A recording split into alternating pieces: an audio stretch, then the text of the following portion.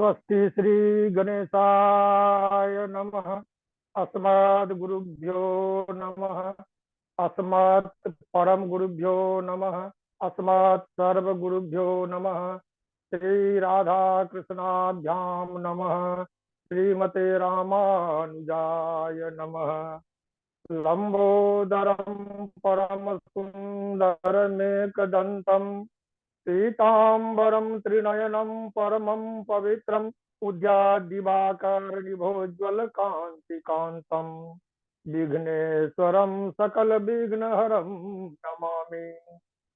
शरीरं स्वरूपं ततो वा कलत्रं यशश्चारुचित्रं धनं मेरुतुल्यं मनश्चैन्न लग्नं श्रीगुरोरङ्घ्रिपद्मे ततः किं ततः किं ततः किं ततः किं नारायणं नमस्कृत्य नरं चैव नरोत्तमं देवीं सरस्वतीं व्यासं ततो जयमुदीरयेत्। व्यासं वसिष्ठनप्तारं शक्तेः पौत्रमकल्मषं पराशरात्मजं वन्दे तातं तपोनिधिं। कृष्णत्वदीयपदपङ्कजपञ्जरान्ते अद्यैव मे दिशतु मानसराजहंसः। प्राणप्रयाणसमये कफवातचेतः कण्ठावरोधनविधौ स्मरणं कुतस्ते। बर्हापीडं नटवरवपुः कर्णयोः कर्णिकारम् बिभ्रद्भासः कनककपिशं वैजयन्तीं च मालाम् रन्ध्रान् वेणोरधरसुधया पूरयन् गोपवृन्द बृन्दारण्यं सपदरमणं प्राविशद्गीतकीर्ते करारविन्देन पदारविन्दम् मुखारविन्दे विनिवेशयन्तं वटस्य पत्रस्य पुटे शयानं बालं मुकुन्दं मनसा स्मरामि। रामाय रामभद्राय रामचन्द्राय वेधसे रघुनाथाय नाथाय सीतायाः पतये नमः। लक्ष्मीनाथ समारंभां नाथयामुनिमध्यमाम् अस्मदाचार्य पर्यन्तां वन्दे श्री गुरु परम्पराम्। अंजनानंदनं वीरं जानकी शोकनाशनं कपीशमक्षहन्तारं वन्दे लंका भयंकरम्। जय जय श्री राधा रमण जय जय नवल किशोर जय गोपी चित चोर प्रभु जय जय माँ।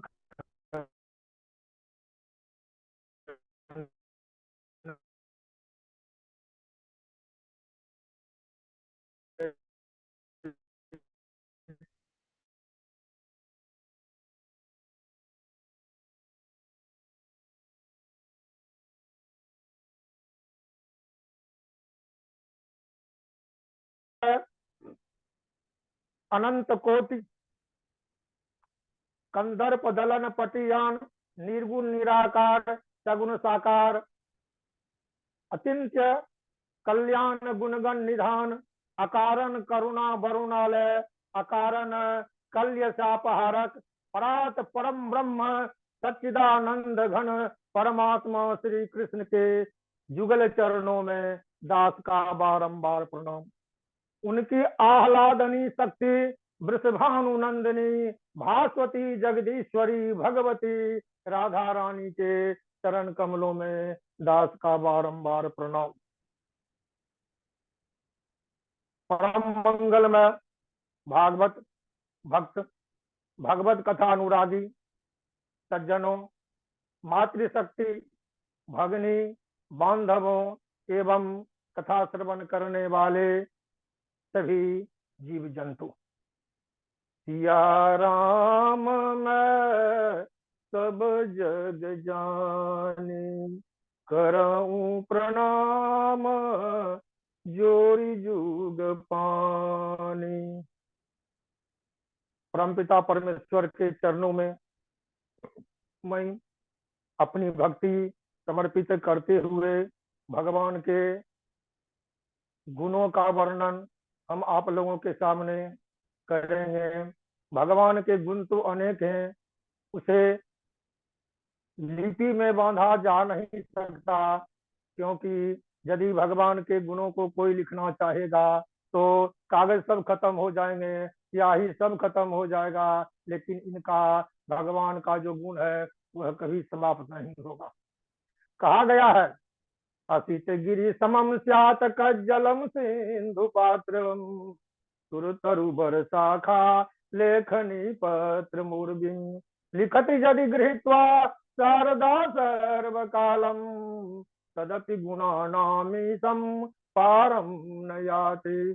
कोई भी भगवान के गुण कीर्तन का पार नहीं पा सकता है, क्योंकि भगवान के गुण ही ऐसे हैं और उनके कर्म ही ऐसे हैं। गुण और कर्म का हम स्मरण करते हैं, लेकिन उनके सारे गुणों और कर्मों का हम स्मरण नहीं कर सकते हैं, क्योंकि हमारी जो बुद्धि है और भगवान के जो गुण हैं दोनों में बहुत बड़ा अंतर है।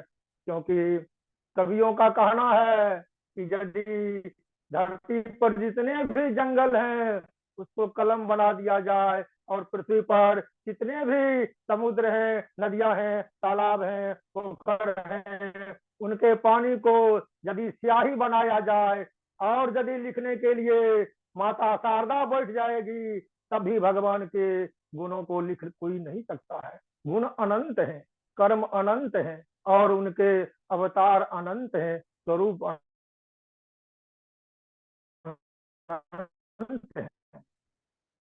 भगवान तो भगवान एक हैं। अपना आदर्श स्थापित करने के लिए विविध रूपों में धराधाम पर अवतार लेते हैं और धराधाम की आवश्यकता के अनुसार इस पृथ्वी पर भक्तों की जैसी आवश्यकता होती है उस आवश्यकता के अनुरूप अपना स्वरूप धारण करने में भगवान हिचकते नहीं है, क्योंकि जितने भी जीव जंतु हैं सब में भगवान का ही स्वरूप है और किसी भी रूप में भगवान का इस धरा पर पदार्पण हो सकता है। तो भगवान के अनंत अवतार हैं और उन अवतारों की चर्चा करना पूर्णतः संभव नहीं है। फिर भी उनके कुछ अवतार हैं जिनकी व्यास भागवत पुराण के अंतर्गत भगवान नारायण, हरि अथवा कृष्ण आदि नामों से संबोधित करते हुए उनके गुणों का हमारे सामने भक्तों के लिए लिख करके रख देते हैं, लेकिन उनके सारे गुण तो कोई लिख ही नहीं सकते हैं। तो श्रीमद् भागवत महापुराण है, इसके 10 लक्षण हैं। ऐसे तो सामान्य पुराण के 5 लक्षण कहे गए हैं, श्रीमद् भागवत महापुराण है इसलिए 5 को डबल कर दिया गया, इसके 10 लक्षण हैं। उन 10 लक्षणों के बारे में श्रीमद् भागवत महापुराण में कहा गया है। तो श्रीमद् भागवत महापुराण का अध्ययन करने से पहले, कथा श्रवण करने से पहले श्रीमद् भागवत महापुराण क्या है, किसके द्वारा रचित है और इसके अध्ययन करने से क्या क्या लाभ होते हैं, इन सारी बातों के बारे में हम अपना अनुभव आप लोगों से वितरित कर रहे हैं। भागवत महापुराण, भागवत भगवत शब्द है, भगवत से ही भगवान और भागवत। हम भजन करते हैं, भज धातु से भक्ति शब्द निष्पन्न हुआ है। भजन करना और समीप जाना, भज धातु का दोनों अर्थ है कि दौड़ करके जाना। जब हृदय में भक्ति जन्म लेती है तो भक्त भगवान के पास दौड़ करके जाते हैं, मन से बुद्धि से, चित्त से, हर प्रकार की सोचों का त्याग करके, हर प्रकार की वासनाओं का त्याग करके भगवान के चरणों में अपनी भक्ति समर्पित करने के लिए भक्त दौड़ करके उनके पास जाते हैं। उनके पास जाते हैं, कहाँ जाते हैं, वे हैं कहाँ? तो प्रत्येक जीव की आत्मा के रूप में भगवान विराजमान है। और अपने अंदर योगी लोग पहले ध्यान करते थे। कहा गया है रमनते योगिनो यस्मिन् इति साराम, जिसमें योगी लोग रमन करते हैं। योगी लोग के हृदय में जो भगवान विराजमान है वही भगवान भगवान है। उन्हें ही हरि कहा गया है, उन्हें ही भागवत कहा गया है। तो भगवत का स्वरूप भगवतः स्वरूपम इदम भागवतम। भगवतः कृष्णस्य राधा वल्लभस्य स्वरूपम भागवतम। भगवान श्री कृष्ण स्वयं इस भागवत महापुराण में कन्वर्ट हो गए, बदल गए। जब भगवान स्वयं इस पृथ्वी का त्याग करके अपने मूल धाम पर जाने लगे, तब भक्तों की प्रार्थना पर वे स्वयं भागवत कथा में परिणित हो गए। और उनकी जो कथा है वह साक्षात भगवान के मुख से निकली हुई वाणी है। भगवता प्रोक्तम इति भागवतम।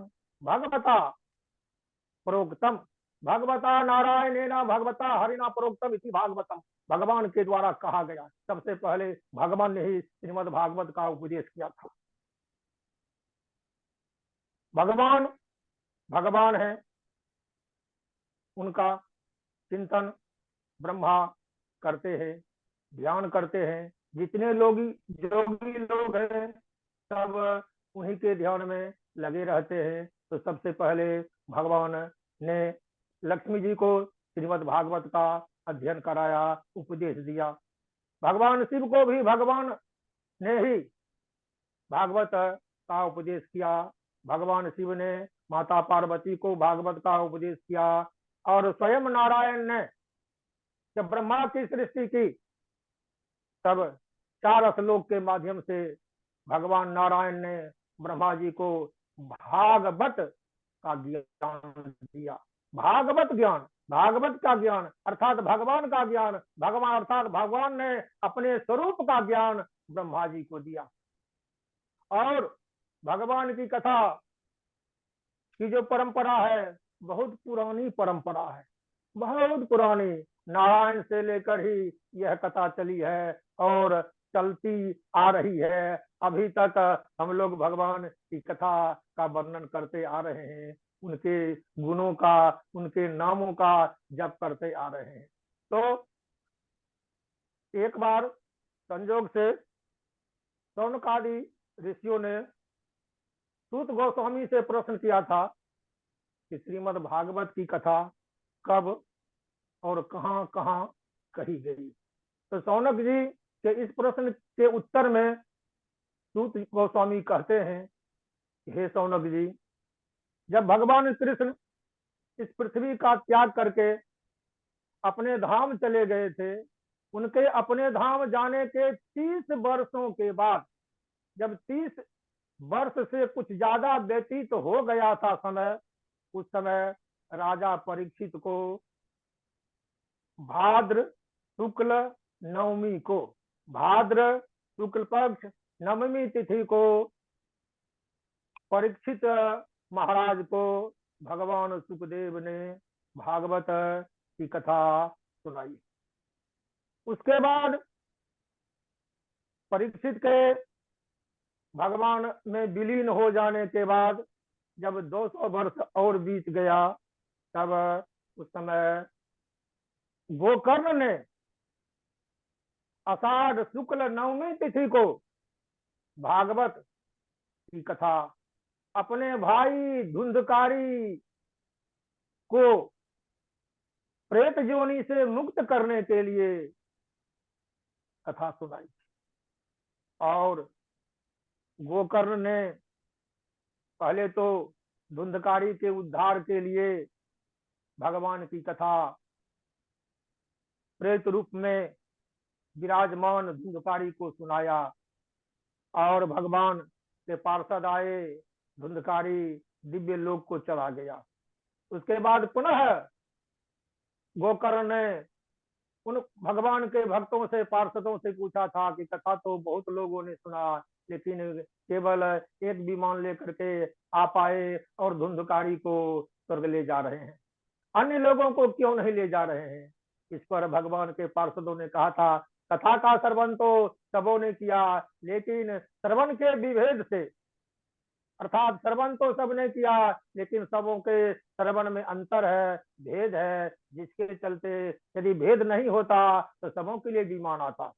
यदि आप मान रहे हैं कि सबों ने सुना है तो आप पुनः कथा कहें, और यदि सब लोग समान स्थिति में कथा श्रवण करेंगे, श्रवण करने के बाद चिंतन करेंगे, हृदय में उतारेंगे, तो निश्चित रूप से भगवान स्वयं आएंगे। तो गोकर्ण जी ने धुंधकारी को कथा सुनाई, और धुंधकारी के एक उद्धार के बाद गोकर्ण जी ने जब धुंधकारी को उद्धार कर दिया श्रीमद् भागवत कथा के माध्यम से, तो उसके 30 वर्षों के बाद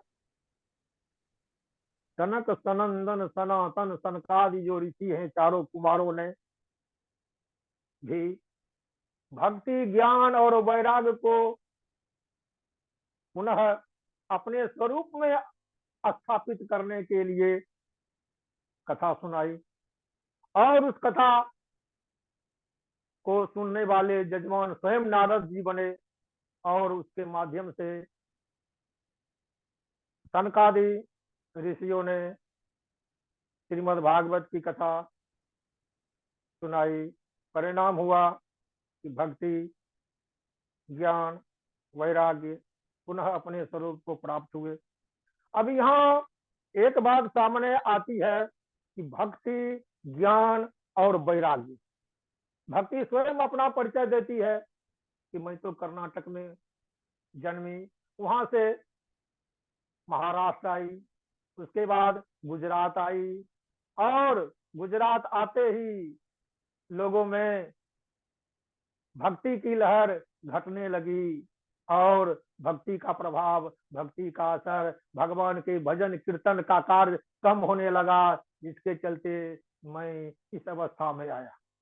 और वहां से जब मैं वृंदावन आ गया, तो वृंदावन आने के बाद तो मैं तो युवती हो गई, और मेरे ये दोनों पुत्र ज्ञान और वैराग्य ये जरावस्था प्राप्त कर गए।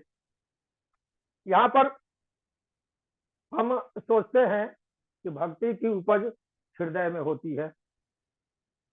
सतयुग आदि पूर्व के युगों में पहले लोग अध्ययन करते थे, चारों वेद पढ़ते थे, उपनिषद पढ़ते थे, पुराण पढ़ते थे, उसके बाद उन्हें ज्ञान होता था, और जब ज्ञान प्राप्त कर लेते थे अध्ययन के बाद, गुरु के सानिध्य में रह करके जब ज्ञान प्राप्त कर लेते थे, तब उनमें वैराग्य उत्पन्न होता था।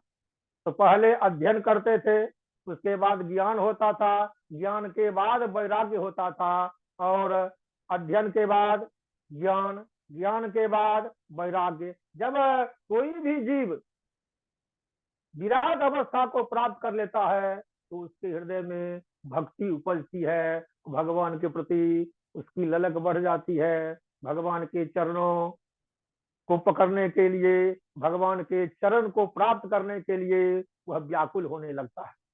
लेकिन यह कली काल है, कलयुग है, कलयुग रूपी दानव ने तो पूर्व के नियम को समाप्त कर दिया कि पहले अध्ययन करेंगे, उसके बाद ज्ञान होगा, उसके बाद वैराग्य होगा, और तब भक्ति जगेगी। लेकिन कली काल में यह जब विपर्य हो गया, नियम जो था वह उलट गया, अर्थात पहले भक्ति, उसके बाद ज्ञान, उसके बाद वैराग्य। तो सबसे पहले तो भक्ति, तो भक्ति क्या? भक्ति भी भज धातु से बनी है, भगवान भी भज धातु से, और भगवत भी भज धातु से, और इससे भगवान और भागवत दोनों अलग नहीं है, भगवान और भागवत दोनों एक है। तो भगवान का जो स्वरूप है वह वही स्वरूप श्रीमद् भागवतम में है।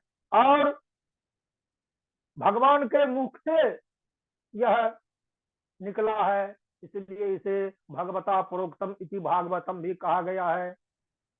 इस श्रीमद् भागवत महापुराण में भक्ति, ज्ञान और वैराग्य, यत्र भक्ति ज्ञान वैराग्य नाम भक्ति ज्ञान विरागा नाम चर्चा जत्र अस्ति तत्शास्त्रम श्रीमद् भागवतम। तो श्रीमद् भागवतम में भक्ति ज्ञान और वैराग्य, क्योंकि भक्ति नवधा भक्ति में श्रवणम कीर्तनम विष्णोह स्मरणम पाद सेवनम, इस प्रकार जो 9 भक्ति हैं, तो 9 भक्ति 9 प्रकार की भक्ति के माध्यम से हम ज्ञान अर्जित करते हैं। तो सबसे पहले तो भक्ति है। भक्ति का अर्थ है विश्वास, और विश्वास तभी होगा जब हम किसी को पूर्णतः जान पाते हैं। तो श्रीमद् भागवत महापुराण अर्थात भगवान को जानने के लिए भक्ति की आवश्यकता है। तो श्रीमद् भागवत महापुराण की विशेषताओं का वर्णन पद्म पुराण, स्कंद पुराण आदि में किया गया है, जो श्रीमद् भागवत महात्म के रूप में हमारे सामने में है। श्रीमद् भागवत महात्म 6 अध्यायों में विभक्त हैं। प्रथम अध्याय, द्वितीय अध्याय, तृतीय अध्याय में भक्ति, ज्ञान और वैराग्य की चर्चा है। उसके बाद पुनः गोकर्ण और धुंधकारी की चर्चा है, और अंतिम जो अध्याय 6वां अध्याय है उसमें श्रीमद् भागवत की सप्ताह कथा की जो विधि है उसे सनकादि ऋषियों ने भक्तों को बताया है। तो सप्ताह कथा यानी 7 दिनों में श्रीमद् भागवतम की कथा श्रवण करने की परंपरा चली आ रही है। नारद जी को अपने पिता ब्रह्मा जी से भी श्रीमद् भागवत का ज्ञान प्राप्त हुआ था, लेकिन नारद जी को साप्ताहिक कथा का ज्ञान तो सनकादि ऋषियों ने ही दिया था। तो सनकादि, सनक, सनंदन, सनातन और सनत कुमार, इन्होंने नारद जी को श्रीमद् भागवत की कथा सुनाई। क्यों सुनाई थी? तो भक्ति, ज्ञान और वैराग्य। अब यहाँ बतलाया गया है कि जहाँ श्रीमद् भागवत की कथा होती है वहाँ भक्ति उपजती है, भक्ति निकलती है। भक्ति निकलती कहाँ से है? तो श्रीमद् भागवत की कथा से भक्ति की उत्पत्ति होती है। और वृंदावन धाम में तो कण कण में भगवान है, कण कण में भक्ति है, इसलिए वृंदावन को तो प्राप्त करके भक्ति महारानी तो युवावस्था यानी यौवनावस्था को प्राप्त हो गई थी, क्योंकि वृंदावन के कण कण में भगवान विराजमान है। वृंदावन के कण कण में भगवान है, इसलिए भक्ति तो चिरयौवना हो गई थी। लेकिन ज्ञान वैराग्य तो जरावस्था को प्राप्त हो गए थे। इसलिए नारद जी के अथक प्रयास करने के बाद सनकादि ऋषियों ने श्रीमद् भागवत की कथा के माध्यम से भक्ति, ज्ञान और वैराग्य को पुनः इस जनमानस के हृदय में स्थापित किया, क्योंकि कली काल में तो सब कुछ नष्ट हो गया। जब भगवान इस धराधाम का त्याग करके चले गए थे, उसके बाद तो पृथ्वी पर कलयुग का प्रभाव हो गया था।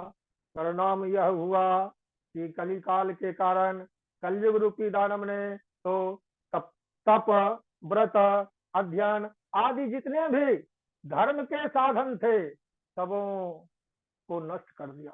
धर्म के जितने भी साधन थे अर्थात भक्ति के जितने भी साधन थे उन सभी साधन नष्ट हो गए कलयुग रूपी दानव के द्वारा। कलयुग रूपी दानव ने भक्ति के सभी मानकों को नष्ट कर दिया। परिणाम हुआ यह इस पृथ्वी पर अधर्म बढ़ा। परिवार में बड़े बूढ़ों का आदर सम्मान नष्ट हो गया। लोग अपने परिवार से जितना संतुष्ट नहीं होते उतना दूसरों से संतुष्ट होते हैं। प्रायः देखा गया है कि घर के माननीय सदस्यों का अपमान करके दूसरों से सलाह लेकर के लोग काम करते हैं। तो श्रीमद् भागवत महापुराण हमें पुनः भक्ति की ओर लौटाता है, और इस महापुराण के माध्यम से भक्तों यानी कथा श्रवण करने वालों के हृदय में भक्ति की उपज होती है। जब कथा हम श्रवण करते हैं, कथा श्रवण करने के बाद 2 घंटा 3 घंटा हम बैठ के कथा श्रवण करते हैं, और कथा श्रवण करने के समय हम उस कथा के ऊपर चिंतन भी करते हैं, और उसके बाद जब कथा समाप्त होती है, उस कथा में क्या कहा गया, कथा का उद्देश्य क्या है। तो कथा का जो उद्देश्य है परिवर्तन। किसमें परिवर्तन? बुद्धि में, स्वभाव में, चाल चलन में, व्यवहार में परिवर्तन। क्योंकि प्रेम के माध्यम से हम सबों को अपने बस में कर सकते हैं। कहा गया है प्रेम के भूखे भगवान है। उनको कोई रसगुल्ला आदि कीमती से कीमती मिठाई खिलाएगा तो वह उतना प्रसन्न नहीं होते हैं जितना भक्ति से प्रसन्न होते हैं। उनको कुछ नहीं देंगे, क्या देंगे? पत्रम पुष्पम फलम तोयम यो में भक्तिया प्रयच्छति। अर्थात भक्ति से, भक्ति का अर्थ है हृदय से, ऊपर मन से नहीं। हृदय से हम भगवान को जो कुछ प्रदान करते हैं, भगवान उसे ग्रहण कर लेते हैं, और भगवान जिसका ग्रहण कर लेते हैं उसका उद्धार हो जाता है। और यह ग्रहण कैसे करते हैं? जब हृदय में भक्ति उपजती है। और जब भक्ति उपजती है तो भक्त का स्वभाव भागवत स्वभाव वाला हो जाता है। अर्थात भगवान से भगवत, भगवत से भागवत। तो यह जो भागवत ग्रंथ के श्रवण से भक्त भागवत हो जाते हैं, अर्थात उसमें भागवत धर्म का समावेश हो जाता है। और वह भागवत धर्म जो है वह मानव का उद्धारक है। इसलिए हमें भगवान की भक्ति में कटौती नहीं करनी है। जितना समय मिलता है, एक घड़ी आधो घड़ी आधो में पुनियाद, जितना समय मिलता है उतना समय हम हरि भजन में यदि लगाते हैं तो हमारा उद्धार हो जाता है। जैसे भी हो, मन से बेमन से, सबसे पहले तो श्रीमद् भागवत कथा की यह बड़ी बात है कि भगवान का भजन जैसे मन हो वैसे करें। यदि हम मन से किए तो भी ठीक है, बेमन से किए तो भी ठीक है। हर परिस्थिति में भगवान का जो भजन है, भगवान की जो भक्ति है वह लाभ देने वाली है। कहा गया है कि गुड़ का जो लड्डू होता है वह टेढ़ा भी होता है तो मीठा होता है। उसी प्रकार भगवान तो गुड़ के समान है, उसमें केवल उनमें केवल मिठास ही भरी हुई है। चाहे वह लड्डू भगवान का भजन हम जिस रूप में करें, जिस रूप में करें, भगवान को कोई पिता मानकर भजता है, कोई अपना गुरु मानकर भगता है, क्योंकि भगवान तो जगत गुरु है। और भगवान का भजन करने वाला सच्चा भक्त होता है, वह कभी भी किसी का अहित नहीं करता है।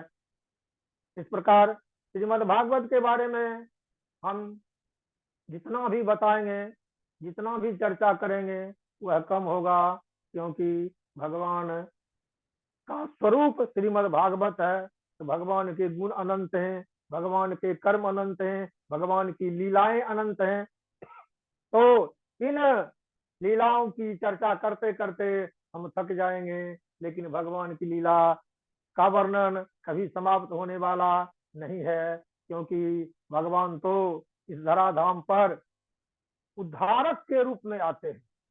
क्योंकि जब जब भक्त परेशान होते हैं और भक्त को भगवान के जिस रूप की आवश्यकता होती है, जिस रूप में आकर के भगवान भक्तों का उद्धार करते हैं, भगवान को वह स्वरूप धारण करने में थोड़ी भी हिचक नहीं होती है।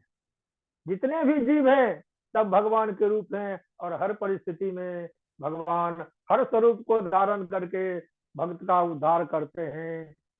ब्रह्मा, शिव आदि जितने भी देवता हैं, उन सभी देवताओं के द्वारा दिए गए वरदानों की रक्षा करते हुए भगवान अपने भक्त का उद्धार करने के लिए उन वरदानों को बचाते हुए एक नया स्वरूप धारण कर लेते हैं। यही भगवान का स्वरूप है, और वे भगवान किस स्वरूप में प्रकट हो जाएंगे इसको कोई नहीं जानता है। पृथ्वी का उद्धार वराह के रूप में किया,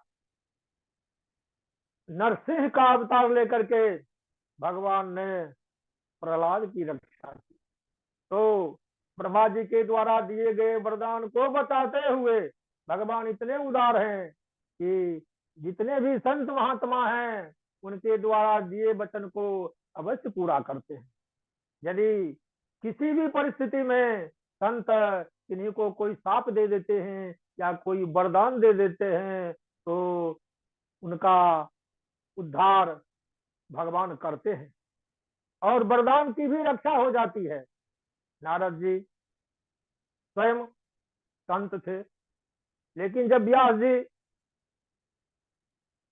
वेद आदि की रचना के बाद, पुराणों की रचना के बाद, पंचम वेद महाभारत की रचना करने के बाद भी जब प्रसन्न नहीं थे, तब नारद जी ने आकर कहा था कि आपने भगवान के नाम की चर्चा नहीं की, भगवान के गुणों का वर्णन नहीं किया, यही आपके दुख का कारण है। क्योंकि संत का जो आशीर्वाद होता है वह कभी भी व्यर्थ नहीं जाता है। मैं भी पहले दासी का पुत्र था और एक संत के आशीर्वाद से ही मैं इस रूप में आया। इस प्रकार संतों के वचन की रक्षा करते हुए भगवान भक्तों का उद्धार करते हैं। और भक्ति के भी प्रकार हैं। अब तो बतलाया गया है कि प्रेम और विरोध, प्रेम भी भक्ति है और विरोध भी भक्ति है। प्रेम में हम भगवान का नाम जपते रहते हैं, प्रेम में जपते रहते हैं, और जब भगवान से हम बैर मोल लेते हैं तो बैर भी एक भक्ति ही है, उसमें भी भगवान का हम ध्यान करते रहते हैं। क्योंकि जब क्रोध आता है तो भगवान का स्वरूप सामने आ जाता है, भगवान से लड़ने लगता है, उससे लड़ने के लिए बेचैन होता है, अर्थात वह हर परिस्थिति में भगवान को ही ध्यान करता है। जब एक समय की बात है, सनकादि ऋषि भ्रमण में थे, घूमते हुए रावण मिला। रावण ने सनकादि ऋषियों से प्रार्थना किया, हे प्रभु मेरे उद्धार का उपाय बताइए। तो सनकादि ऋषियों ने कहा था, श्री हरण की भक्ति ही, श्री हरण का स्मरण ही, श्री हरि से प्रेम ही तुम्हारे उद्धार का कारण बनेगा। रावण ने सोचा कि अब तो मैं प्रेम कर नहीं सकता, प्रेमा भक्ति तो मैं कर नहीं सकता, क्योंकि मेरी प्रवृत्ति वैसी हो गई है। तो उन्होंने सोचा कि हम विरोधी भक्त बने। तो भगवान का विरोध कर रहा है, हर परिस्थिति में भगवान का विरोध करता है, लेकिन भगवान के विरोध में भी तो वह भगवान को ही सोचता है, भगवान के बारे में ही जपता है, भगवान के बारे में ही चिंतन करते रहता है। परिणाम हुआ कि भक्ति के विरोधी रूप के कारण भी रावण का उद्धार हो गया। तो भक्त का जो उद्धार है वह प्रेमा भक्ति से भी है और विरोधी भक्ति से भी है, क्योंकि प्रत्येक क्रिया के विपरीत प्रतिक्रिया होती है। प्रेम है तो विरोध भी है, और विरोध भी भक्ति है, क्योंकि विरोध के माध्यम से भी हम उन्हीं का स्मरण करते रहते हैं। इस प्रकार श्रीमद् भागवत महापुराण भक्तों के लिए आधार शिला है, क्योंकि इसी पुराण के माध्यम से कली काल में भगवान का भजन संभव है, और भगवान प्रत्येक जीव के हृदय में विराजमान होते हैं। भक्ति के स्वरूप के अनुकूल जिसकी जैसी भक्ति होती है, जिसका जैसा चिंतन होता है, उस अनुपात में भगवान उसके पास जाते हैं। भगवान न जाति देखते हैं, न कोई भक्त के कर्म को देखते हैं। सबरी का उद्धार भगवान ने किया, क्योंकि सबरी भक्त थी, उसके हृदय में भगवान के प्रति निश्चल भक्ति थी, निष्काम भक्ति थी। वह भगवान से कुछ चाहती नहीं थी, कुछ नहीं चाहती थी, मीठा से मीठा फल खिलाना चाहती थी, तो बैर खिलाती थी, तो वह बैर मीठा है या नहीं है, इसकी जांच करने के लिए वह सबसे पहले बैर को चखती थी, जूठा कर देती थी। लेकिन भगवान तो भगवान है, सबरी के भाव को देखते हैं, वह जूठा है अथवा जूठा नहीं है, पवित्र है अथवा अपवित्र है, इसको देखते नहीं हैं और उसकी भावना को स्वीकार करते हैं। भगवान कितने उदार हैं कि विदुर जी के यहाँ विदुरानी के केले के छिलके को खाकर खूब प्रसन्न होते हैं। लेकिन जब विदुर जी कहते हैं कि हे विदुरानी तुम क्या कर रही हो, भगवान को छिलका खिला रही हो, तब विदुरानी संभलती है और भगवान को छिलका के बदले केला खिलाने लगती है। और तब भगवान स्वयं कहते हैं, हे विदुर जी, काकी के छिलके में जो स्वाद था वह इस तरस केले में नहीं है। तो भगवान भक्ति को ग्रहण करते हैं। तो भक्ति और भगवान और भजन, भजन भक्ति भगवान और भागवत, तीनों मिलते जुलते शब्द हैं, क्योंकि हम भजन करते हैं उससे भी भक्ति होती है।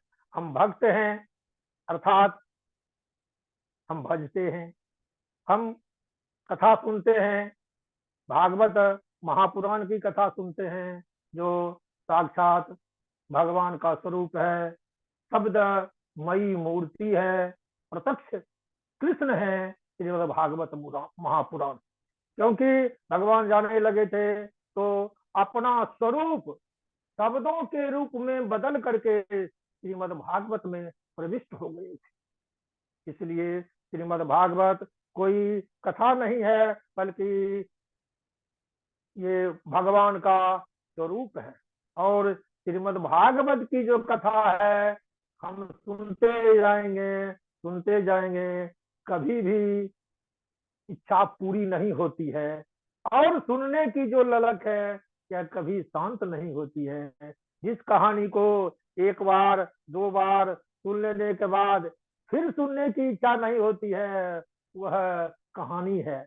लेकिन जो एक बार सुनते हैं, दो बार सुनते हैं, जितनी बार हम श्रवण करते जाते हैं सुनने की ललक उतनी और बढ़ती जाती है। समझते हैं यही श्रीमद् भागवत है। और सुंदर व्यास जी ने लिखा है कि श्रीमद् भागवत क्या है, फल का वह भाग है जो केवल खाद्य है, त्याज्य नहीं है। निगम कल्पतरोर गलितम फलम सुख मुखादमृत द्रव संयुतम शिवत भागवतम रसमालयम मुहुरहो रसिका भुवि भावुका। श्रीमद् भागवत वह फल है जिसमें कुछ भी त्याज नहीं है, टोटल ग्राही है, एक एक अक्षर इसके मंत्र हैं। तो श्रीमद् भागवत के जितने 18,000 श्लोक हैं और जितने श्लोक हैं उसमें जितने शब्द हैं प्रत्येक शब्द एक मंत्र के समान है। और भगवान का जो यह मंत्र है जो भगवान के मुख से स्वयं निकला है वह पापों का नाश करने वाला है। तो सबसे पहले तो सतयुग में, त्रेता में, द्वापर में भक्ति के अनेक साधन थे। धीरे धीरे भक्ति के साधन में भगवान की प्राप्ति के साधनों में अंतर आया और इस कली काल में भगवान के प्राप्ति का एकमात्र साधन भगवान की कथा है। और यह भगवान की जो कथा है श्रीमद् भागवत महापुराण, यह हमेशा मुक्ति देने के लिए गर्जना करता रहता है, गरजता है। जो कोई कथा सुनेगा उसको हम इस संसार रूपी सागर से मुक्त करेंगे, उसे हम अपना धाम ले जाएंगे, उसे हम अपना स्वरूप प्रदान करेंगे, वह भागवत हो जाएगा, वह भगवान बन जाएगा। क्योंकि भक्त भगवान को जानता है, पहचानता है, और जब भगवान को जान जाएगा, पहचान जाएगा, तो वह आदमी नहीं रहेगा, वह स्वयं भगवान हो जाएगा।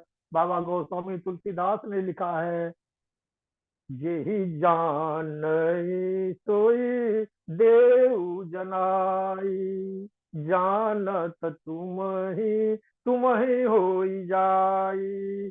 भगवान का भजन करते करते करते वह भगवान मय हो जाता है, उसके रोम रोम में भगवान का वास होता है, उसके मुंह से जितने शब्द निकलते हैं वे भगवान के वचन होते हैं, उनके श्वास प्रतिश्वास में भगवान विराजमान रहते हैं। प्रायः संतों के मुख से निकले गए वचन मंत्र हैं, और उस मंत्र को स्वीकार कर लेने के बाद जीव का परम कल्याण होता है। तो हम जीव के परम कल्याण के साधन के रूप में श्रीमद् भागवत महापुराण की कथा सुनते हैं, सुनाते हैं। और श्रीमद् भागवत महापुराण की जो कथा है, कहने वाले भी थकते नहीं हैं, सुनने वाले भी थकते नहीं हैं, कहने वाले भी उबते नहीं हैं, कथा कहते जाते हैं। क्योंकि कथा कहने के समय उन्हें थकावट भी नहीं होती है। क्यों नहीं होती है? तो वे भगवान की कथा कहते हैं, भगवान से ऊर्जा प्राप्त होती है। क्योंकि जब तक हम भगवान का नाम लेते रहेंगे, जब तक हम कथा सुनते रहेंगे, जब तक हम कथा कहते रहेंगे, तब तक भगवान स्वयं विराजमान रहते हैं, उपस्थित रहते हैं। और जहां भगवान की कथा होती है, भगवान ने वचन दे दिया है कि जहां मेरी कहानी होगी मैं वहां उपस्थित रहूंगा। इसलिए भगवान उपस्थित रहते हैं। इसके साक्षी हैं, संत हैं, महात्मा हैं, जितने भी सनकादि ऋषि हैं, देवर्षि नारद हैं, महामुनि व्यास हैं, सुखदेव जी है, ये सभी कथा कहते हैं। और जहाँ कथा होती है भगवान आते ही हैं और विराजमान रहते हैं। और कथा तो अनंत हैं, उन अनंत कथाओं में श्रीमद् भागवत जो कथा के रूप में है, वह हमेशा मुक्ति देने के लिए तत्पर रहता है। तो इस भागवत कथा का हम पान करते रहें, पान करते रहें, कभी थके नहीं, क्योंकि यह तो वह फल है जो त्याज है नहीं। तो श्रीमद् भागवत महापुराण के महात्म की चर्चा करते हुए आज हम श्रीमद् भागवत महापुराण में प्रवेश करना चाह रहे हैं, लेकिन आज प्रवेश संभव नहीं है। क्योंकि मंगलाचरण में जब हम घुसेंगे, प्रवेश करेंगे, तो मंगलाचरण तो स्वयं ब्रह्म परक है। इसलिए आज हम गुरु के आशीर्वाद स्वरूप इस भगवत चर्चा को विराम प्रदान करते हैं। हम चर्चा को विराम देने से पहले भगवान के नाम का स्मरण करते हैं। श्रीमन नारायण नारायण नारायण, श्रीमन नारायण नारायण नारायण, श्रीमन नारायण नारायण। बोल दे वृंदावन बिहारी लाल की जय, सुखदेव भगवान की जय, भागवत महापुराण की जय, गुरु महाराज की जय, कथा श्रवण करने वाले श्रोताओं की जय, बड़े बुजुर्ग डॉक्टर साहब की जय। जय जय राधे श्याम, जय जय राधे श्याम। बोल दे वृंदावन बिहारी लाल की जय। आज की यह चर्चा हम गुरु के चरणों में समर्पित करते हैं। तस्मै श्री गुरुवे नमः। हमारे व्यास जी की जय, आदरणीय गणेश झा जी की जय हो। वाह, बहुत सुंदर, आपने अद्भुत। एक तो आपका जो भाषा विज्ञान व्याकरण जो आपके अंदर है, वो एकदम शब्दों को सुंदर तरीके से व्याख्या देते हुए जो आपका समझाने का तरीका है, वह एकदम प्रसन्न कर देता है हृदय को। एक एक बात को बड़ी सहजता के साथ, कई बार ऐसी होती है व्याकरण भी बड़ा क्लिष्ट वैसे होता है, जो साधारण है उनके बस की बात नहीं होती, लेकिन आपके अंदर वह है बहुत, हालांकि वो तो होना ही चाहिए क्योंकि आप 35 वर्षों तक जो आपने सेवा किया है, छात्रों को ही पढ़ाया है, तो जो समझाने का आपका तरीका है बड़ा सरल है। वह गूढ़ गूढ़ तत्व भी आप विवेचन करके ऐसे सहजता के साथ कि जो सामान्य जन है वो उनके हृदय तक भी वह आसानी से प्रवेश कर जाता है। बहुत सुंदर कथा कहते हैं आप। ठाकुर जी की कृपा हमेशा आपके ऊपर बनी रहे और ऐसे ही आप सुनाते रहे। नंद नंदन भगवान हमेशा आप पर कृपा बना करके रखे। बहुत सुंदर, बहुत बहुत साधु। ये सब आपके चरणों की कृपा है, क्योंकि बिना गुरु की कृपा से कुछ संभव नहीं है। गुरु ब्रह्मा, गुरु विष्णु, गुरुदेवो महेश्वर, गुरु साक्षात परम ब्रह्म, तस्मै श्री गुरुवे नमः। बिना गुरु का ज्ञान होता नहीं है। भले मैं व्याकरणाचार्य हो गया, 35 वर्ष तक शिक्षक का रूप सीता करता रहा, लेकिन इस रूप में कभी मैं उपस्थित नहीं हुआ। यह तो आपकी कृपा है सब। कि मैं भगवान का नाम गुरु लेने गुरु जी, गुरु जी, हाँ जी आज डॉक्टर तो साहब। भैया ने रसगुल्ले में और गुड़ में पान किया, बहुत मीठे हो गए हम तो, जो है रसगुल्ला और गुड़ दोनों जो है मिल गए। सब तो कर दिया है डॉक्टर इन्होंने, सारा बोर कर दिया। डॉक्टर साहब को कोटि कोटि साधुवाद। डॉक्टर साहब प्रसन्न है आज हमारे। बहुत सुंदर जो है, मन प्रसन्न हो गया आपकी वेशभूषा और उसके देख करके जो है। जहां भी आप कथा करेंगे मैं जरूर पहुंचूंगा वहां जो है। हाँ जय हो जय जय हो। हो, जय हो, जय हो, जय हो, जय हो, जय हो। गुरु जी ने तो, और डॉक्टर शर्मा जी ने तो इतना बढ़िया दादाजी ने बोल दिया। गणेश जी, मतलब हम लोग के तो कुछ शब्द नहीं है बस, लेकिन आपका जो बोलने का ढंग है, जो आप जैसा गुरु जी बता रहे।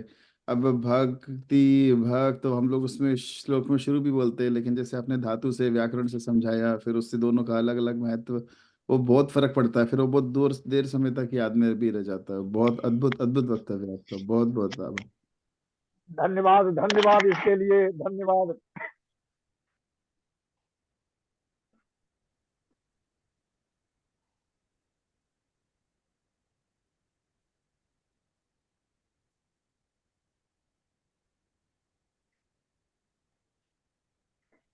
ठीक है, चलिए सभी लोग बहुत प्रसन्न हुए। और जो वैसे ठंडी में सब जुड़ नहीं पाते हैं, लेकिन सब बाद में सुन लेते हैं जब वीडियो पहुंच जाती है। डॉक्टर विनीता देवी जी भी उपस्थित रहीं आज आपका वक्तव्य सुनने के लिए। बैठी रही। जय हो, जय हो, बहुत जय हो सुंदर माता जी वक्तव्य की, है, जय हो। बहुत जी सुंदर। बहुत सुंदर था, बहुत सुंदर था झाजी आपका, बहुत सुंदर। बहुत बहुत बहुत अद्भुत बहुत वक्तव्य था। साधुवाद, बहुत साधुवाद। जय हो। जय, जय, जय। चलिए ठीक है। ठीक है, शिव पुराण कक्षा से जुड़े बस समय होने वाला है। आज की कथा के रिगार्डिंग, श्लोकों का रिगार्डिंग थोड़ी देर से आ जाएगा। ठीक है। कृष्णाय वासुदेवाय हरे परमात्मने प्रणतः क्लेशनाशाय गोविंदाय नमो नमः। भोले वृंदावन बिहारी लाल की जय। भागवत महापुराण की जय। सुखदेव भगवान की जय। सर्वे भवन्तु सुखिनः, सर्वे सन्तु निरामयाः, सर्वे भद्राणि पश्यन्तु मा कश्चित् दुःखभाग् भवेत्। शांति शांति शांति। ठीक है, सभी को जय श्री कृष्ण, जय श्री राधे। आनंद से रहिए और अध्ययन करते रहिए।